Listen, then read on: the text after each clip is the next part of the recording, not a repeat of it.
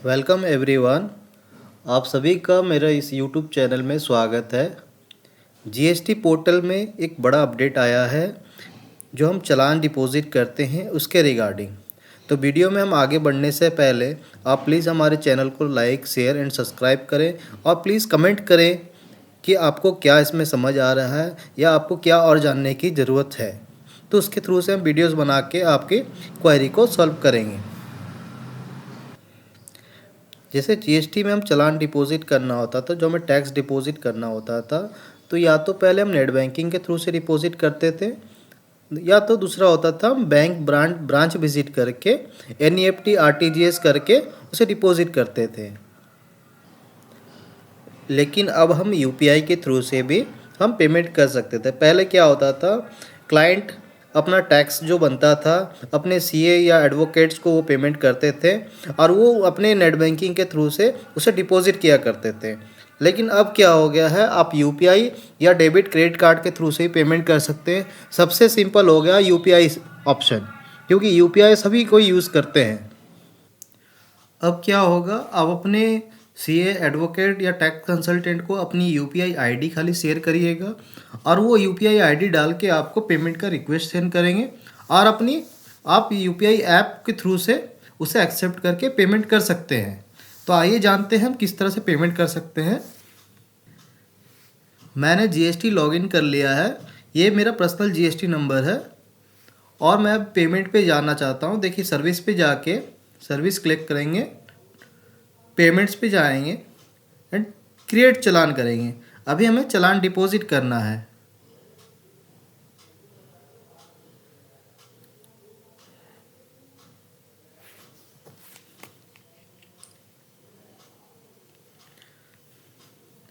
आप any other payments में कर लीजिएगा, क्योंकि ये क्वार्टरली जो रिटर्न फाइल करते हैं उनके लिए होता है। तो ये सीए आपके जो होंगे एडवोकेट कंसल्टेंट होंगे वो करके देंगे। ठीक है, मैं आपको स्टेप बता दे रहा हूँ किस तरह से हम पेमेंट कर सकते हैं, ताकि आप अपने सीए एडवोकेट कंसल्टेंट को कह सकते हैं कि सर आप यूपीआई से पेमेंट कर दीजिए, मैं डायरेक्टली पेमेंट कर दूंगा। क्या होता है, आप पहले अपने सीए को पेमेंट करते हैं, फिर पेमेंट करते हैं पोर्टल पे, तो एंट्रियां घूमती है। आप डायरेक्टली पेमेंट करेंगे तो डायरेक्टली आपके अकाउंट से कटेगा और आपको भी पता होगा कि हाँ मैंने जो जीएसटी जमा कराया है वो एक्चुअली में पोर्टल पे गवर्नमेंट को चले गई है। तो अब एनी अदर पेमेंट्स पे जाके प्रोसीड करेंगे। एग्जाम्पल ले लीजिए, मैं आपको CGST 1 रुपये, SGST 1 रुपये, टोटल मुझे 2 रुपये जमा कराना। एग्जाम्पल मैं बता रहा हूँ, आपके सीए जो कहेंगे आपको उसी हिसाब से जमा कराना, वो आपको खाली यूपीआई का रिक्वेस्ट भेजेंगे।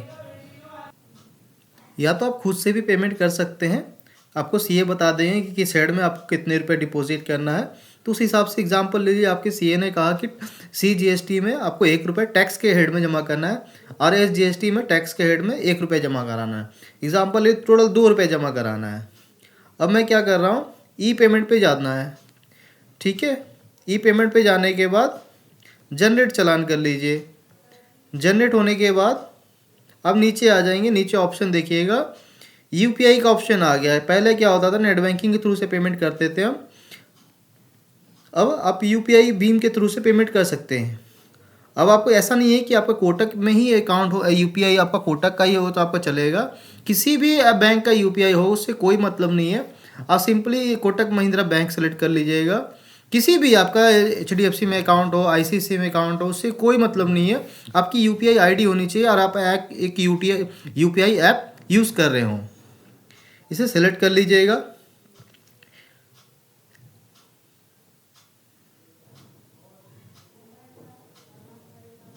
अब आप सिंपली अपना यूपीआई आईडी डालिएगा। जैसे एग्जांपल ले लिया, आप फ़ोन पे यूज़ कर रहे हैं, गूगल पे यूज़ कर रहे हैं, पेटीएम यूज़ कर रहे हैं, तो उसका यूपीआई एक आईडी होता है। मैं आपको एग्जांपल दे रहा हूँ कि किस तरह से यूपीआई आईडी होता है।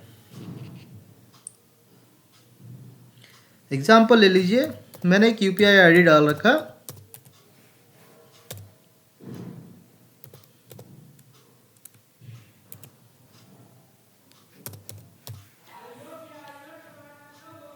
मैंने एक एग्जांपल के लिए एक यूपीआई आईडी डाल रखा है। ये करेक्ट यूपीआई आईडी नहीं है, डेमो यूपीआई आईडी है, मैंने इसे डाल रखा है क्योंकि पर्सनल यूपीआई आईडी डालना ठीक नहीं होगा।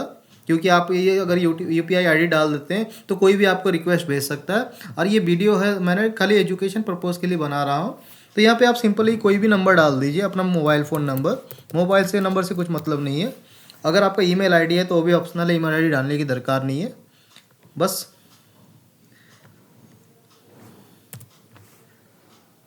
आप यहाँ पे प्रोसीड करेंगे। अभी मैंने नंबर गलत डाल रखा है, मैं एग्जांपल ले ली नंबर कुछ।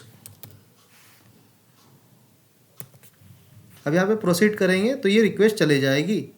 जैसे ही रिक्वेस्ट आएगा आपके उस पोर्टल पे, देखिए अभी क्या बता दिया, इनकरेक्ट UPI ID।